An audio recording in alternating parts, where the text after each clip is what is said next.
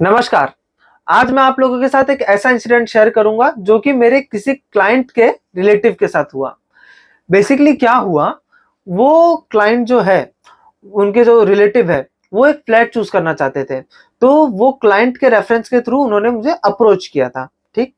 तो उन्होंने अप्रोच किया, मैंने बताया कि भाई फ्लैट चूज़ करने का मेरा ये एक्स-वाई-ज़ेड फीस रहेगा, हम साथ में जाएँगे, चूज़ करेंगे एंड सो ऑन हमारी बात हुई। सो उन्होंने बोला नहीं, नहीं रुकिए-रुकिए बताता हूँ। एंड उन्होंने किसी बिल्डर के साथ जाके उन्होंने वो फ्लैट चूज़ कर लिया, एक बिल्डर के पास जाके। वो बिल्डर और वो जो स्टेट एजेंट थे, उन्होंने उनको अर्जेंसी दिखा के कि हमारे पास 1-2 इन्वेंटरी बची है, आपको जल्दी करना पड़ेगा, आजकल में आपको बताना पड़ेगा एंड सो ऑन। इस तरीके से करके बहुत ही ज़्यादा प्रेशराइज़ किया, ठीक? एंड बोले कि हमारा जितने भी फ्लैट्स हैं, वो सब के सब वास्तु कंप्लायंट है। हमारे जितने भी दरवाजे हैं, वो सब के सब ईस्ट-वेस्ट हैं। हम ईस्ट-वेस्ट दरवाज़ा ही बनाते हैं। तो वो क्लाइंट कन्विंस हो गया एंड उनको लगा कि अब तो वास्तु कंसल्टेंट की ज़रूरत ही नहीं है। फिर क्या हुआ, उन्होंने अनजाने में साउथ वेस्ट के एंट्रेंस का दरवाज़ा ले लिया। अब आप भी सोचेंगे ये क्या हुआ, ईस्ट वेस्ट बोल रहा हूँ और साउथ वेस्ट हो गया। बेसिकली क्या हुआ, एक घर है, ठीक है?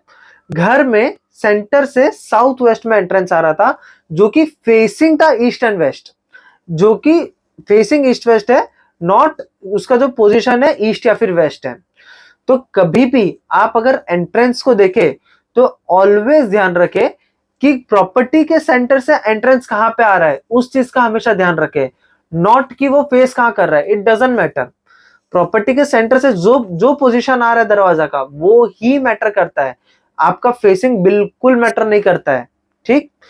फिर उन्होंने वो फ्लैट बुक कर दिया। वो फ्लैट बुक करने के बाद वो मेरे पास आए कि हमने ये फ्लैट बुक किया है एंड इवन आई टोल्ड कि आप उसका कुछ नहीं कर सकते। साउथ वेस्ट के एंट्रेंस का इलाज करने के बाद भी उतना अच्छा रिजल्ट नहीं मिलता है जो कि हमें मिलना चाहिए। तलवार की धार सुई पे लगती है बट वो सुई भी चुभती है जब हम साउथ वेस्ट के दरवाजे का एंट्रेंस का इलाज करते हैं, उसकी रेमेडीज कर देते हैं। तो बट ये चीज कभी आपके साथ ना हो, ये चीज कभी आपके किसी रिलेटिव किसी फ्रेंड के साथ ना हो, इसीलिए मैं आपको ये स्टोरी शेयर कर रहा हूँ। एक कहावत है ना, जिसका काम उसी को साजे। तो कभी भी आप ध्यान रखें, हर कोई अपने काम में प्रोफेशनल है। अगर कोई मतलब एक है स्टेट एजेंट है, एक बिल्डर है, एक वास्तु कंसल्टेंट है, वो तीनों का अलग-अलग रोल है।